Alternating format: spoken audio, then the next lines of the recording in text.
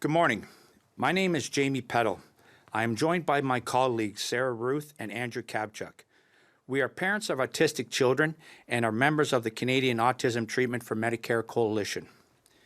We are here today to express our profound disappointment in the National Autism Framework Strategy and the network that the federal government launched on September the 26th, 2024. Approximately 500,000 Canadians live with autism. Although the Canadian government reported in 2019 that the prevalence rate was 1 in 50, the most recent data from the U.S. Centre for Disease Control is that autism prevalence rate is now 1 in 36. Autism spectrum disorder is a spectrum with various degrees of severity. At one end of the spectrum are the high-functioning people who are only slightly affected by autism. They can communicate relatively well, take care of themselves, and live independently. Although the American Psychiatric Association classifies autism as a disorder, many high-functioning autistics adhere to the neurodiversity movement paradigm, which does not consider autism to be a disorder, but merely a different way of being. At the end of the spectrum are those who are severely affected by autism. They are low-functioning, often nonverbal, and require constant supervision and assistance. They are not able to live independently. For the parents of children who are diagnosed with severe autism, there are two paramount concerns. The first is getting access to treatment immediately following the diagnosis to help their child develop to their full potential. The second is for their well-being after their parents are no longer able to care for them. There is no cure for autism. However, since the 1980s, studies have repeatedly demonstrated the effectiveness of applied behavior analysis treatment. In 2000, the province of Ontario launched an autism treatment program and assigned it to the Ministry of Social Services, which does not have the resources or expertise to do the job. The same situation exists in most other provinces. Since the Supreme Court of Canada issued its horrible decision in the Ottawa case in 2004, parents like us have been lobbying governments to deliver autism treatment through the healthcare system with Medicare coverage. In 2007, the Standing Senate Committee on Social Affairs issued a report on the funding for the treatment of autism that recommended the federal government to convene a meeting with the provinces and negotiate a funding formula for the treatment of autism. The government ignored the report. The report's subtitle stated that autism families were in a crisis. At that time, there were a couple of thousand kids on the wait list for treatment in Ontario. Today, there are over 70,000. What was a crisis in 2007 can only be described today as a disaster in the autism community across the country. Children with autism are either not getting the treatment they need or not getting enough to be able to develop to their full potential. In 2016, the Liberal Party of Canada held a national policy convention in Winnipeg at which over 2,200 delegates overwhelmingly voted in favor of a resolution calling for Medicare coverage for autism treatment. Unfortunately, the government ignored the resolution despite Prime Minister Justin Trudeau having said, and I quote him, "How we care for the most vulnerable people in our society is very important," unquote.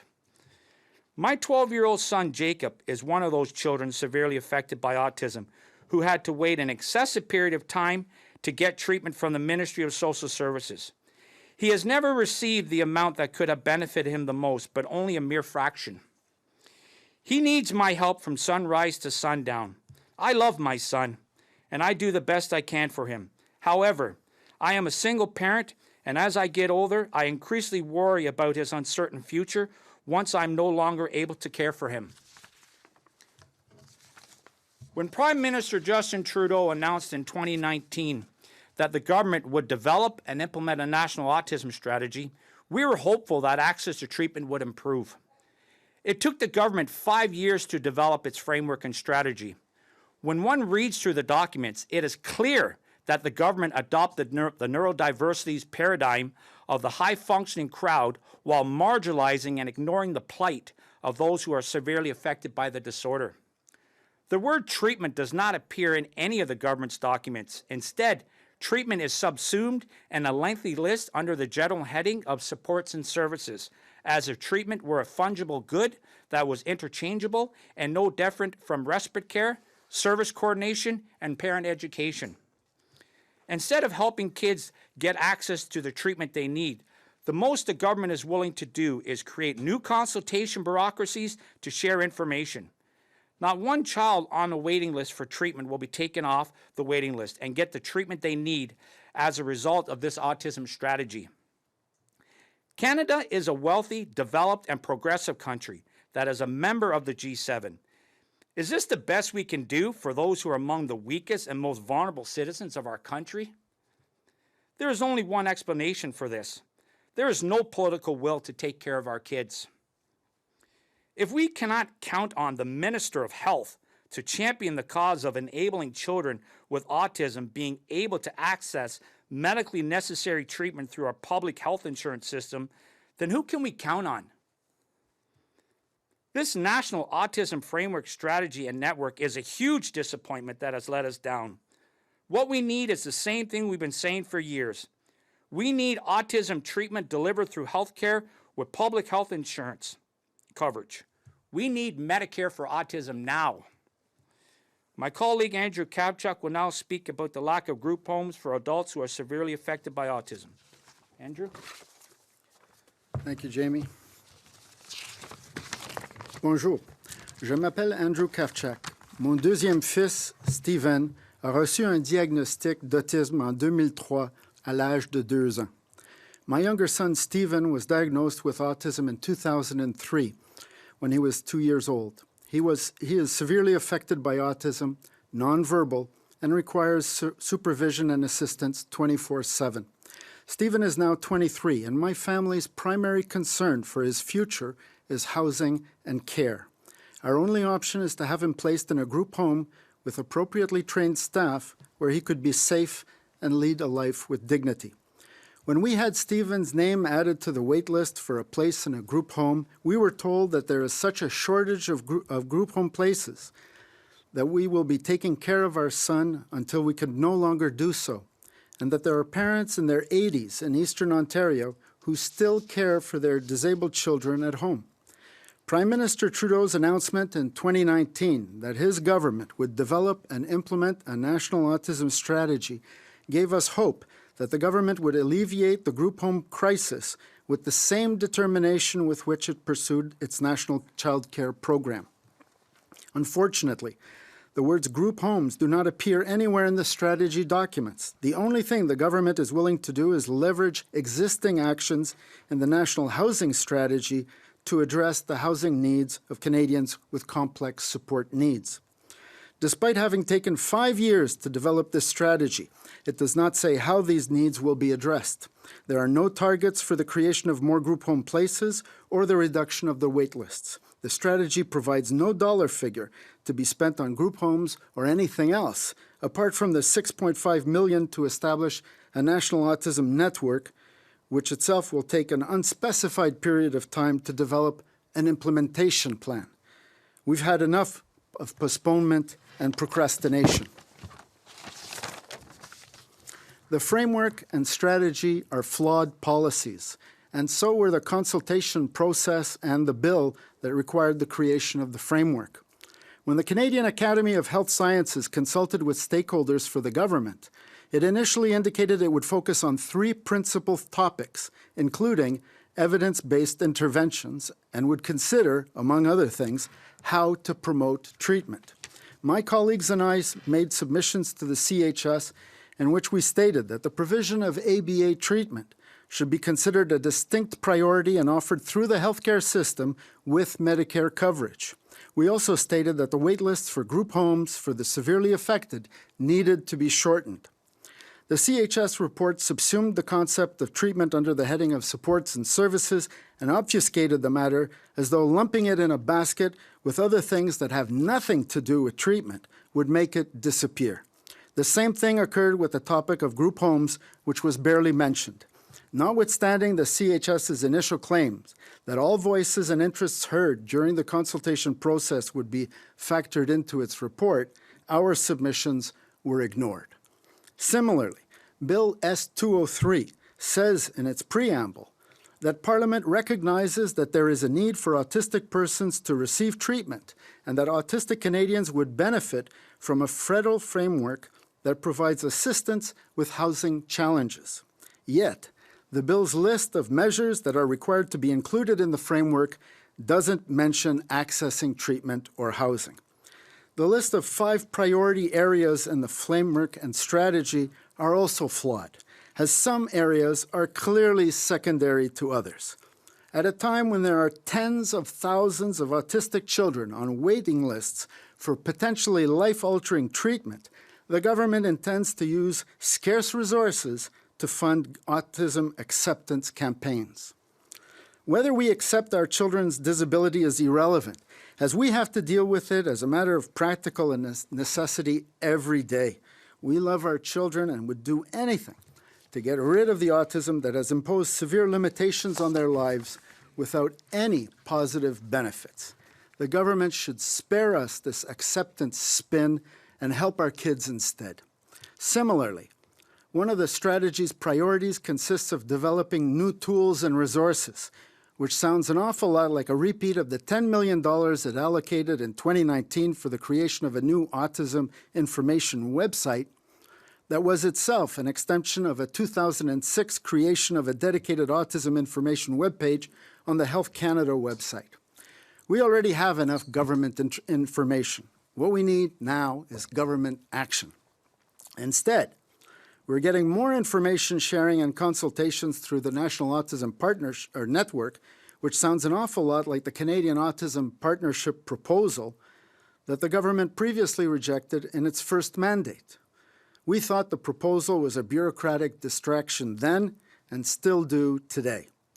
One of the reasons for the flaws in the government's strategy is that it adopted the neurodiversity paradigm and effectively marginalized the needs of autistics who are severely affected by the disorder. Not one child on a waiting list for treatment or any adult on a waiting list for a group home will get off the list anytime soon as a result of this government strategy. Minister Holland described the government's approach as being incremental and suggested that you never get to the top of the mountain unless you walk the steps. Another way of describing the government's approach is muddling through, in which every time the government feels pressure and heat, it offers a Band-Aid solution. Our kids deserve better. We need group homes now. I'll now pass the microphone over to my colleague Sarah Ruth, who will speak about her family's experience moving from Ontario to New York State for better autism care. Thank you, Andrew. Good morning, everyone. My name is Sarah Ruth. I'm originally from Niagara Falls, Ontario, but I currently reside in Buffalo, New York. I'm here today with my colleagues, Jamie and Andrew, to discuss an issue that's very near and dear to my family. We moved to the United States in 2010. We were never supposed to stay. The plan was always to return to Canada. My husband was under contract as a U.S. military service member, and we had a family obligation, both of which ended within 3 years of our move.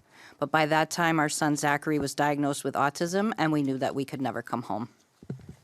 In New York State, where we live, if you suspect your child has any delays of any sort, you can self-refer to your county's early intervention program. It is available to children with any sort of physical or cognitive impairment from birth to age 3. Zachary started receiving therapy almost a full year before he was diagnosed with autism. Early intervention services are provided to children in their own home, so not only is the child learning, but the parents are learning right along with them. After his diagnosis, his services and therapies increased from just a few hours a week to 25 hours a week. He receives speech therapy daily, OT and PT, and of course applied behavior analysis 4 hours per day, 5 days per week. We were a house of chaos, and Zach was a child so frustrated he would self-injure, scream, bang his head off the floor, meltdowns that could last for hours. He was a flight risk for elopement and drawn to water, so I couldn't even take him out in public without help. He was such a flight risk that he used to wear a tracking device on his ankle called Project Lifesaver, and he took adaptive swimming lessons for 5 years. I'd like to note that the tracking device and the adaptive swim lessons that were partially grant funded were the only things my family has ever paid out of pocket for in New York State. If you could see Zach now, it would shock you. He is the calmest, most gentle young man. I can't tell you when the last time he had a meltdown was because I honestly don't remember. And even when he has frustrating moments, he no longer self-injures. When Zach was little, I feared for a life of him living in group homes at the mercy of staff who could never love him in the way that his family loves him. I made it my mission to try and help him gain as much independence as I could. His therapists, teachers, and support staff through the years have been incredible and are an invaluable resource to me. I'm thankful to them every single day when I look at Zach and I see how far he's come. His daily living skills are on par with typical kids. He can read, write, and do basic math. He's learning how to cook simple meals, and in his free time he loves to draw. None of these things would have been possible if it wasn't for the therapy and services he's had access to since he was a toddler. As an adult, Zach will have access to a $50,000 US dollar budget a year to help him hire staff who can assist him with whatever his needs may be: budgeting, grocery shopping, home maintenance, cleaning, whatever it is that he needs. Probably the more shocking part is that he could have access to those budget dollars now, but we don't need them yet, and so I refuse to take them. At this stage, I can say with confidence that Zach will be able to live independently as an adult with just a few supports in place. And the weight off my shoulders knowing that is worth everything. I started coming over here to speak on this in 2019. My friend Andrew has been advocating for his son since 2004 when he was just a little boy. Now he's a grown man who's had to go without his whole life because both federal and provincial governments continue to pass the buck. Countless families have gone without help, so you can imagine my utter disappointment and frankly my disgust when I read through the framework. It took 5 years to come up with this framework, and it's absolutely nothing more than words on paper considering there is no budget to support anything written in it. There are no specifics, no mentions of group homes or other types of supportive housing that will be necessary for the families that you didn't bother to help in the previous decades. My biggest takeaway from the entire document is that it states you plan to do more consultations with stakeholders. Where is the representation for the families like my friends here, who've already been completely failed by the lack of care on the part of the Government of Canada? Were they even consulted in the last 5 years at all? Because reading this document, the answer is you couldn't possibly have spoken to the people actually living in this life, the parents and families of the highest needs autistic population. Furthermore, why are you not consulting with other countries and states that do have a valid and useful autism program? New York State's program is one of the best in the United States, and they are so close to Canada. Why wouldn't you consult with them? How can we call Canada a first world nation and still not have appropriate supports for our most vulnerable in society? How does that actually work? And when is someone, anyone in government, going to stand up for these families? It hasn't happened yet, and it's shameful. I can never come home. Think about that. I, as a once proud Canadian citizen, can never come home because my son would be nothing more than a second-class citizen here. But I'm actually okay with that. I accepted it long ago. My family took a lot longer to come around, but eventually they accepted it too. But what I'm not okay with and what I refuse to accept are all of the families across Canada just like mine who are begging for help and have been for decades in some cases. I feel guilty every time I come and speak on this subject or talk to another family, an autism family in Canada. I've seen the looks on parents' faces when they hear Zach's story and come to understand what is possible, but what no one, not one politician, has stood up to do. Zach's therapies and education as a young child cost upwards of $100,000 US per year. It decreased slowly over time as his needs became less and less. It's a shocking number, I know, but when you consider that proper early intervention ultimately costs the government 2/3 less over the course of that child's lifetime, it makes it a much easier pill to swallow. The child has a chance to live a life with dignity, and the government saves money. It's actually win-win.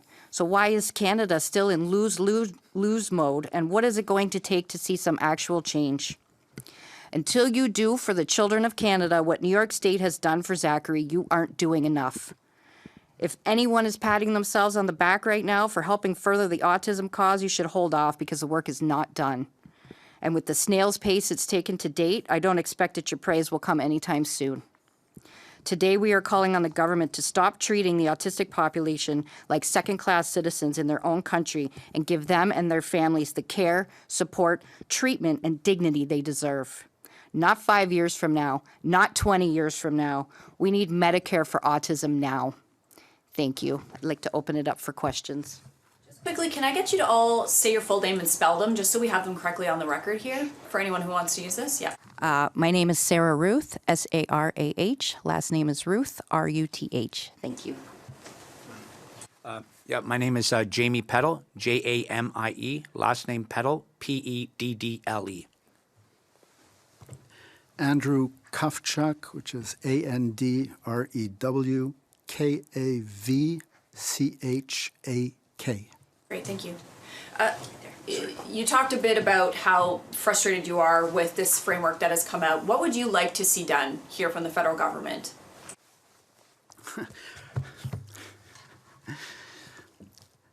I started protesting on Parliament Hill in 2004. That same year, the Prime Minister called a meeting with the health ministers of the provinces and negotiated over a period of several days health accords where specific funds were tagged for a number of specific medical services. What we've been asking for is exactly what the Standing Senate Committee on Social Affairs proposed and recommended to the government after it conducted an inquiry and issued a report in 2007 in which it's recommended that the government negotiate a funding formula for autism treatment with the provinces. I mean, clearly what we've got is a lack of resources. And, you know, it's so important for kids that are diagnosed with autism to get that treatment immediately, as soon as possible, because as their brains are growing, the synaptic connections, the neurons and so on, it's possible with intensive behavior intervention therapy to help them develop so that, you know, they don't engage in self-injurious behavior, but learn how to speak, how to communicate, how to behave, and learn themselves, right? So, I mean, what we're asking is, you know, over the past couple of health accords, again, you know, the federal government has been specifically earmarking and tagging funds for specific medical services. But every time we ask, can you do the same thing for autism, we're always told the same thing, oh, it's provincial. Well, if it's provincial, why is the government getting away with like all of these other things and ignoring us? I mean, all we're asking is the same thing that the government's been doing for other things, and including, you know, hundreds of millions of dollars to the provinces for mental health, right? And we don't see why it can't be offered through the Medicare system. One of the problems right now in so many provinces like Ontario and Quebec is that autism treatment is delivered through the social services department. This is a healthcare issue. Why should it be delivered through the same department that delivers welfare? It's got a completely different mandate. It doesn't have the resources. It doesn't have the expertise. And from our perspective, it should be appropriately dealt with by the Ministry of Health. And for our children, access to treatment is their core healthcare need.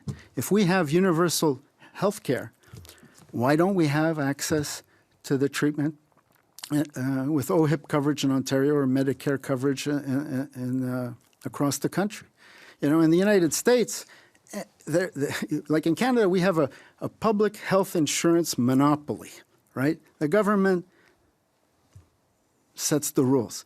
In the States, every single state either has a law or a regulation requiring private health insurance providers to cover autism treatment. You know, I mean, so that's what we're asking in terms of treatment. In terms of group homes, well, you know, a couple of years ago, the federal government announced that, you know, there's a lack of housing. So they announced $40 billion for a national housing strategy.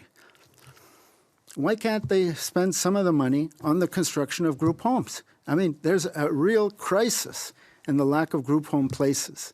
I live in Ottawa, and I've basically been told I'm going to be taking care of my son until I can no longer do so, which means either I get cancer, I get too sick, or I die.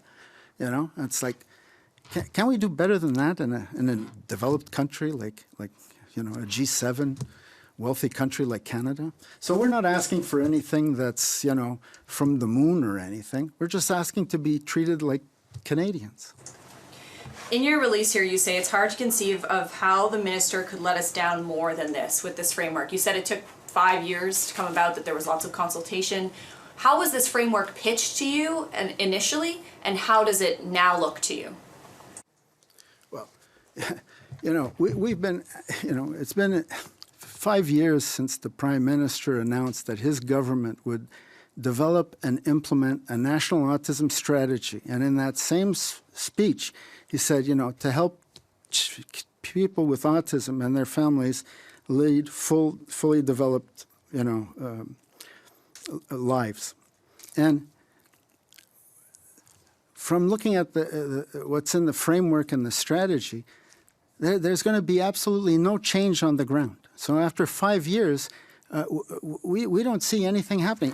And I gotta say, we've repeated, and we're really disappointed about how the CHS and the consultation process, that Canadian Academy of Health Sciences, and the government has completely bought into this neurodiversity paradigm. I mean, clearly what we need are two different strategies. One for the high-functioning neurodiversity crowd who can live independently, don't need treatment, nobody's forcing it on them, but they dislike the whole concept.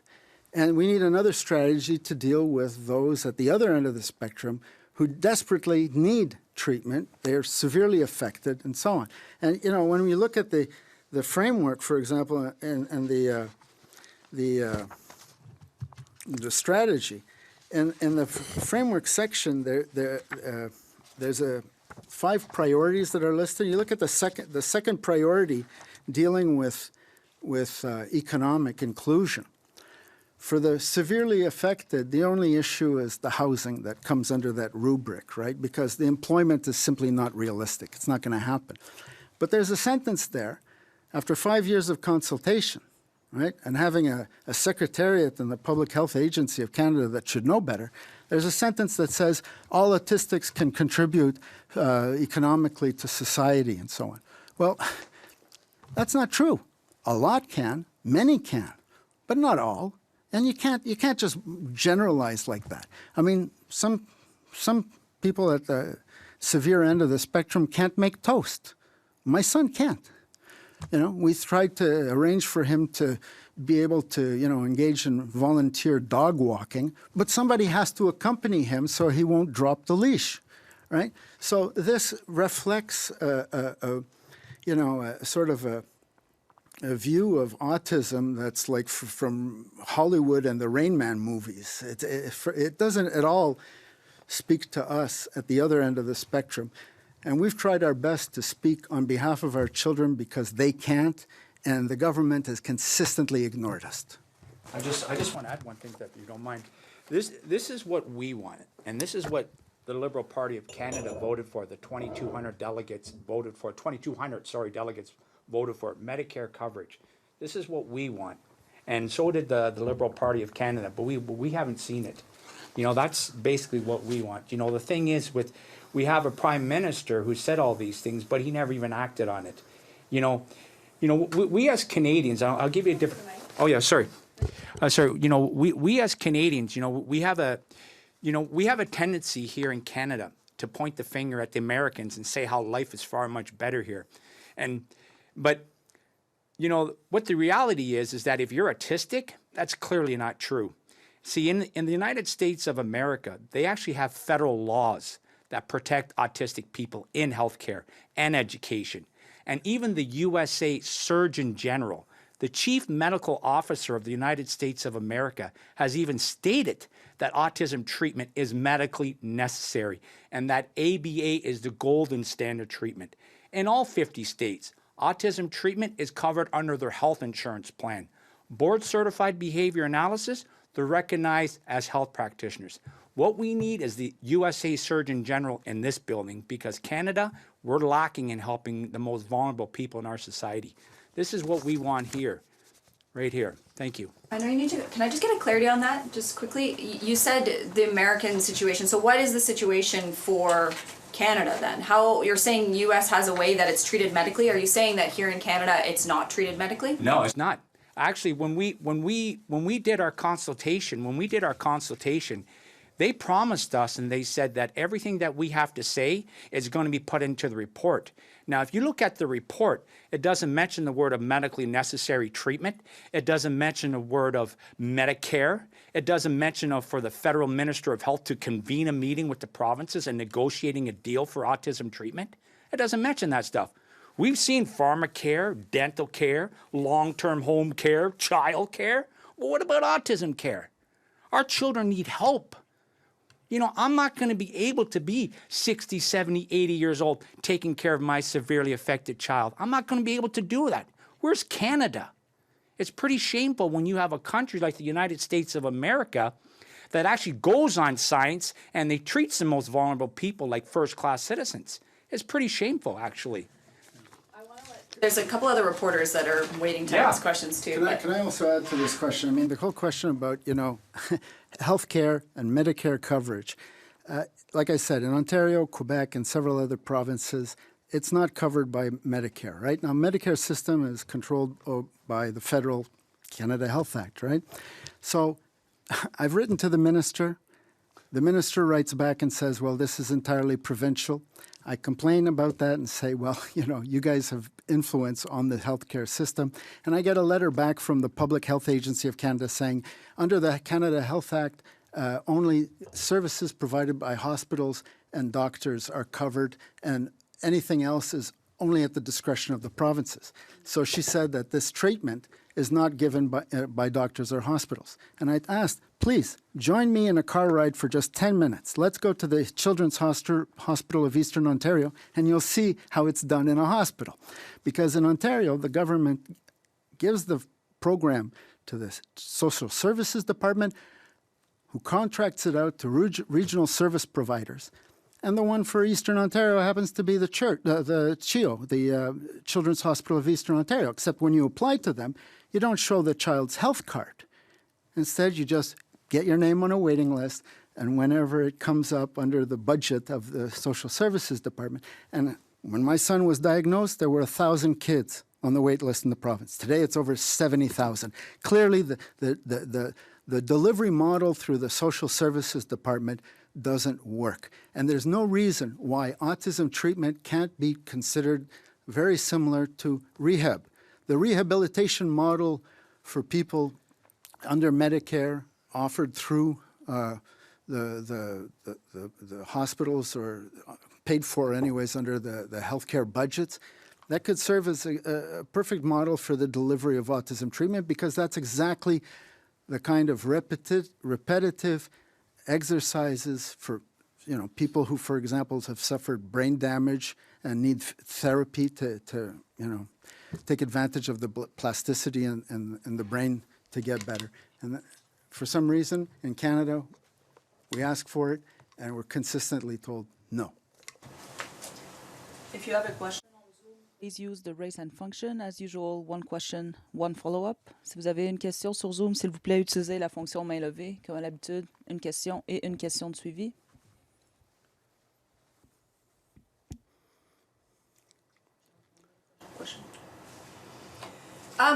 can we just talk a bit about your situation in the United States?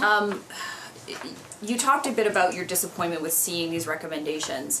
And you've spoken about the 6.5 million. Can you just, because you're reading about some of the concerns you have, can you just kind of explain your frustration with these recommendations and the money that is in there and that is not in there? Well, if you figure my child alone was $100,000 a year, U.S. dollars a year for his therapy. So 6.5 million isn't cutting it. Like that's not treatment for children. That's 6.5 million to talk about more strategies. That's just for a network. It's exhausting. It's exhausting, and you know, poor Andrew's been trying to do something with this for 20 years. Jamie and I are a little bit newer to it, but you know, every year we come and do this, Jamie's son gets older and older and still has not had anywhere close to what Zachary has had in New York State. And, just to throw in there, like the United States has there is national rules, meaning that your health insurance must provide, but New York State goes a step above that. And so my private health insurance was never once accessed for his treatment, ever. It's all paid for by the government in New York State. So they go over and above. So there are states who do better than other states, but any state in the United States right now, unfortunately, is better than what Canada is doing, which is nothing. Can I add to that? Okay, let's be clear that the only money that's referred to in the strategy is $6.5 million for the creation of a network. And that's to develop an implementation plan for the strategy, which is supposed to be the implementation plan for the framework. Now, we've got enough of this, it take 5 years to figure out that we're going to do something, and what we're going to do is we're going to take another 5 years to figure out what to do about it or whatever. From our perspective, what's missing, of course, first of all, is lack of funds to actually do anything meaningful. What we've got, which is totally unsatisfactory, is the government has picked the lowest hanging fruit possible, the easiest stuff to do. And when you look at for example, the one about surveillance, we're going to do enhanced surveillance. Well, when my son was diagnosed, the prevalence rate was 1 in 150. One person in 150 was being diagnosed with autism. The government did a report in 2019 saying it's 1 in 50, which corresponded with what the Centers for Disease Control in the United States was saying at the time. However, earlier this year, the government said, or the CDC released a report saying that the prevalence rate is now 1 in 36. So over 20 years, it's gone from 1 in 150 to 1 in 36, right? And I'm not an epidemiologist or whatever, but it seems to me pretty alarming. And what the government does is they say, well, we're going to do surveillance. And in the same paragraph, they say that surveillance happens to be the core function of the Public Health Agency of Canada. Well, in other words, the strategy is we're going to do our jobs. We're going to fulfill our mandate. I mean, and throughout this, in every section, every priority list of actions and so on, there's a reference to consultations and increased information sharing, enhanced information sharing. I mean, good grief. The telephone was invented 150 years ago. We've had the internet for over a generation. And in 2024, we have a federal government that says, hey, we're going to share some information. What, we're supposed to be excited about this? I mean, this is unbelievable.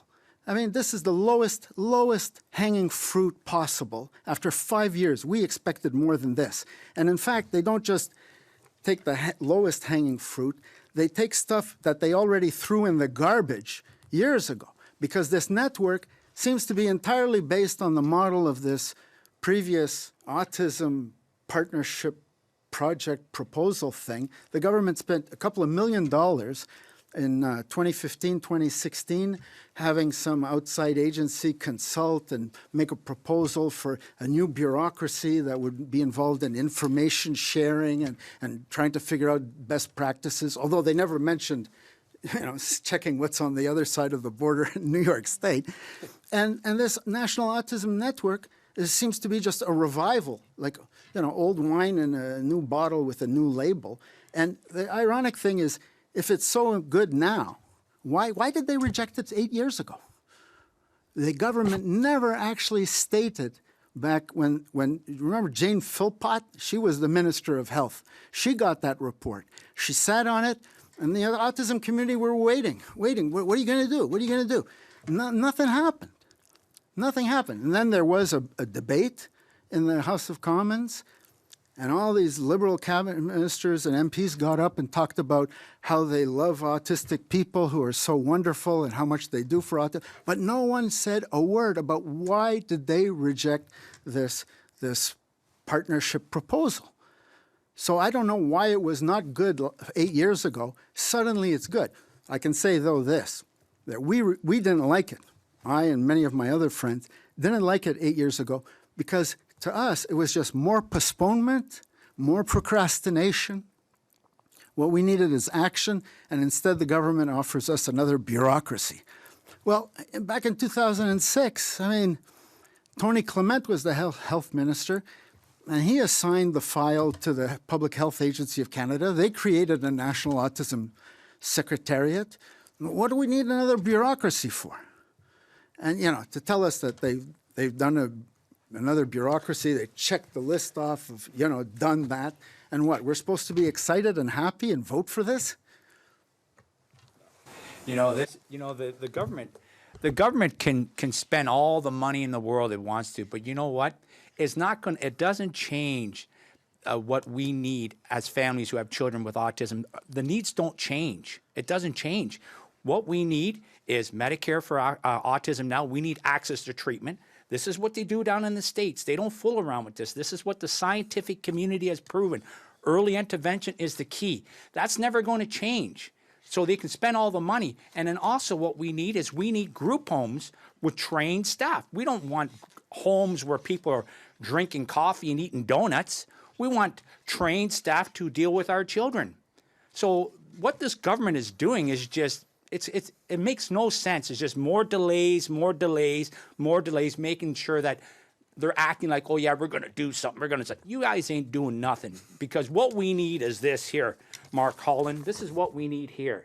I talked to him about this. And exact words he said to me, Mr. Mark Holland said, well, Jamie, he says it takes a long time to implement this. I said, are you kidding me? This is 8 years ago, Minister Holland. You're telling me it takes a long time for you guys to implement this policy? This is what he says to me. He says, oh, you guys are going to be happy with it. We're not happy. It's in the report. It doesn't say anything what we're asking for. Nothing. It's shameful on Canada. Very shameful. Thank you. This concludes the press conference. Merci. Merci. Merci.